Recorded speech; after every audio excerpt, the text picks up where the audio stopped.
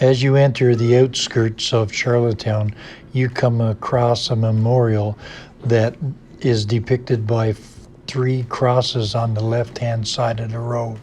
Here, a pilot by the name of Clarence Chalk and two of his passengers ended up losing their lives in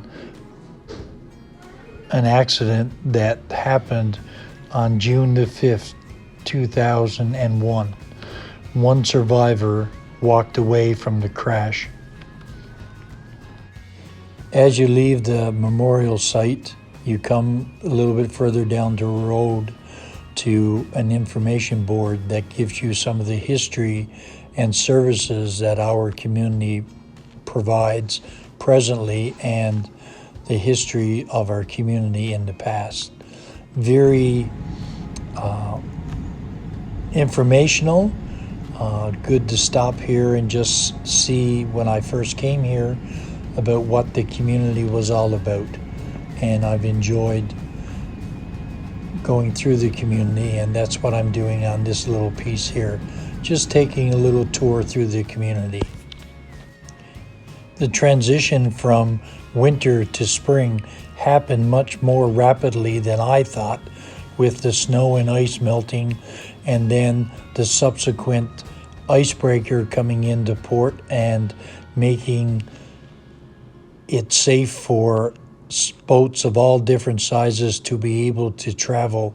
And she came in on the weekend and ended up just clearing out the ice and helping it along as we transition from the winter season to the spring and ultimately the fishery. After the icebreaker came into port, it wasn't long before she had completed her work, and then the men and women of the community could get to putting their boats out in earnest. As in most Labrador coastal communities, fishing is a way of life, and I went through the community and took some pictures of the different vessels. Mainly, most were what I would consider big boats, although some of them were a little bit bigger than others, and some of them were still not in the water. The poem that you see here was written by Mr. Benjamin Powell Sr., and it's about a lady of our community, Aunt Susie, and it goes like this. Among the greatest women who live in our town, there is one who's very dear. Her name is Aunt Susie Roberts, a widow of many years. Long before the sun has risen, Aunt Susie is out of bed, and with her little crippled hand, her clothes on the line she pins.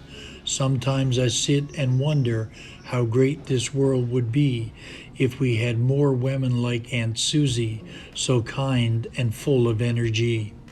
She's always be remembered among the greatest women in our town. She never got discouraged when so many things went wrong.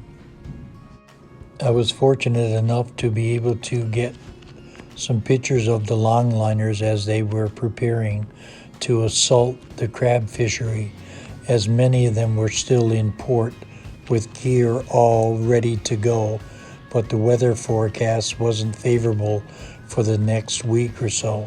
So even though they were ready to go about their task for the summer, they would be waiting until the weather cleared and it was safer to go and harvest the crab that was made available to them from the different licenses that they all had.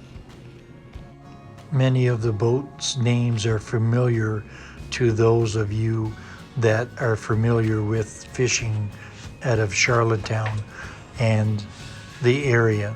And some of them have been not put in the water. Some of the owners have passed away, and some of them are not able to fish like they used to.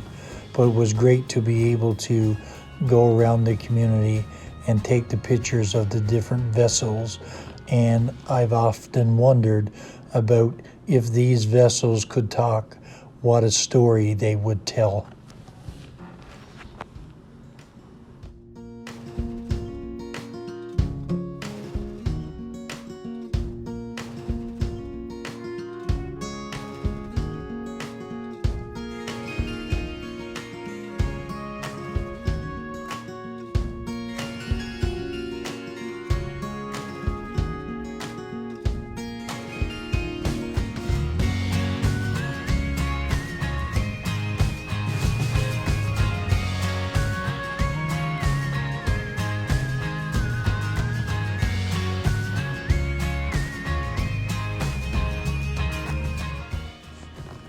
Here I have included some pictures of some old Labrador cometics and some old fishing boats, and just wondered again what stories they could tell from past experiences.